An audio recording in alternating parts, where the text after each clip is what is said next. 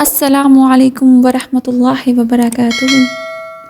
ماہ شعبان سے متعلقہ بعض موضوعات کی وضاحت کہ اس ماہ میں کون کون سے اعمال مسنون ہیں۔ وہ کون کون سے افعال ہیں جو نہ صرف یہ کہ مسنون نہیں بلکہ بدعات ہیں۔ اس ماہ کی درمیانی یعنی نصف شعبان کی رات کی حقیقت کیا ہے، یہ سب انشاءاللہ تعالی ہم اس ویڈیو میں ڈسکس کریں گے۔ ماہ شعبان کے روزے مطلق ہیں، نہ کہ خاص 15 شعبان کا روزہ، کیونکہ خاص 15 شعبان کے بارے میں پائی جانے والی روایت ضعیف ہے، جس سے معلوم ہوتا ہے کہ 15 شعبان کے بعد نفلی روزے نہیں رکھنے چاہیے، جیسا کہ آپ صلی اللہ علیہ وآلہ وسلم نے فرمایا، جب نصف شعبان ہو جائے تو بعد میں روزے نہ رکھو یہاں تک کہ ماہ رمضان داخل نہ ہو جائے۔ اس کی وجہ دراصل یہ ہے کہ شعبان کے روزے چاہے کتنی ہی فضیلت والے کیوں نہ ہوں مگر ہیں تو نفلی، جبکہ آگے رمضان المبارک کے فرض روزوں کا مہینہ ہے، لہذا اس کی تیاری کے لیے قوت جمع کی جائے تاکہ کہیں آدمی کمزوری اور سستی کا شکار نہ ہو جائے اور کہیں اس مہینے کے فرض روزوں میں قضا کی نوبت نہ آ جائے۔ شعبان کے آخری 1-2 دن کا روزہ اکثر لوگ رکھ لیتے ہیں، اس سے بھی ممانعت کی گئی ہے، منع کیا گیا ہے۔ وہ اس لیے کہ خاص شعبان کی آخری تاریخ کا روزہ محض اس شک کی بنا پر رکھنا کہ شاید چاند ہو گیا ہو مگر کسی وجہ سے نظر نہ آ سکا ہو، لہٰذا ہم اس دن کا روزہ رکھ لیتے ہیں، اس بات کی بھی نبی کریم صلی اللہ علیہ وآلہ وسلم نے سخت تردید فرمائی ہے اور شک کے دن کا روزہ رکھنے سے منع فرمایا ہے۔ بعض احادیث کی روح سے شک کے دن کا روزہ رکھنا نہ صرف ممنوع بلکہ حرام ہے۔ شب قدر یا شب برات، بہت لوگ نصف شعبان کو شب برات کے نام سے بھی جانتے ہیں۔ خاص 15 شعبان کے دن اور اس کی رات کے متعلق بیان کرتی ہوں کہ 15 شعبان کے دن کا بڑے اہتمام کے ساتھ روزہ رکھا جاتا ہے اور رات کو قیام کیا جاتا ہے اور اس رات کو شب برات کہا جاتا ہے۔ حالانکہ احادیث میں اس رات کے بارے میں شب برات یا شب قدر کا الفاظ کہیں ذکر نہیں کیا گیا اور نہ آج تک عربوں میں ایسے ناموں سے یہ معروف ہے۔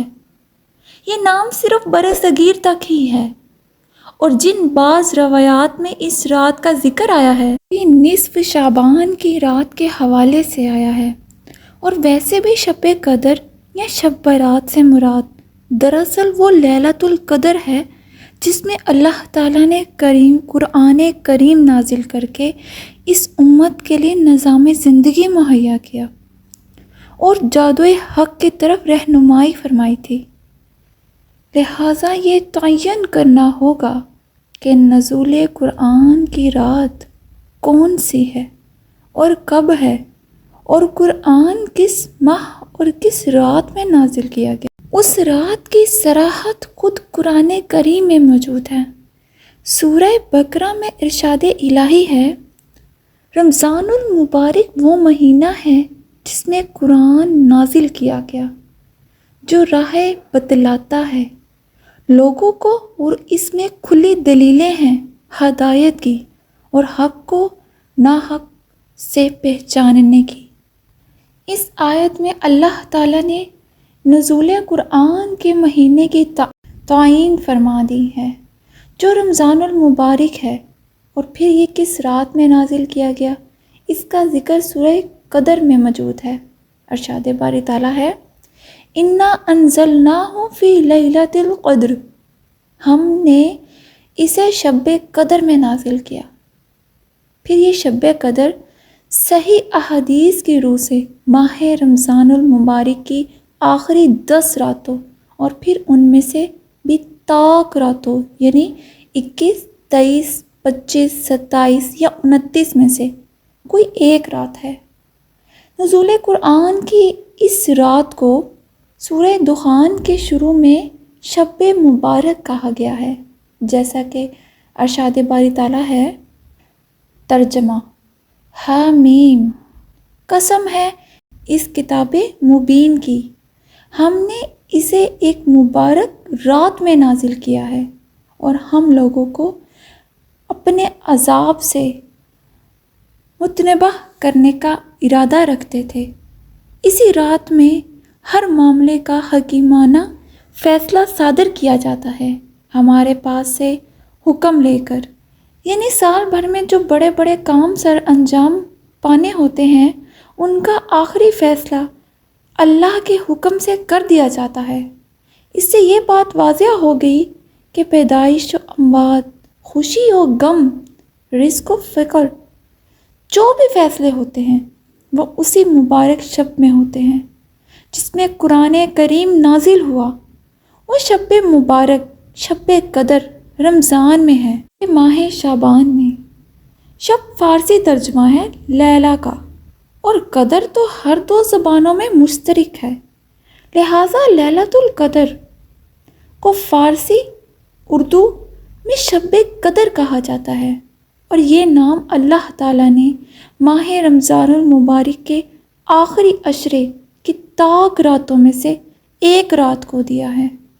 اس مبارک رات میں قرآن کریم 7ویں آسمان سے آسمان دنیا میں نازل ہوا، اور پھر شعبان و رمضان کی دونوں راتوں یکجا کرنا غلط ہے۔ ترجمان القرآن حضرت ابن عباس رضی اللہ تعالی عنہ سے بھی یہی ثابت ہے کہ اس رات سے رمضان والی لیلۃ القدر ہے۔ اس امام ابن کیسر نے بھی اپنی شرح آفاق تفسیر میں جمہور کے مسلک تائید کی ہے کہ اس رات سے مراد رمضان المبارک والی لیلۃ القدر ہے۔ شخص اس رات کو 15 شعبان کی رات کہے، اس کی بات دور کی کوڑی بعید از حقیقت ہے، کیونکہ نص قرآن سے ثابت ہے کہ وہ رات رمضان المبارک کی رات ہے۔ السلام علیکم ورحمۃ اللہ۔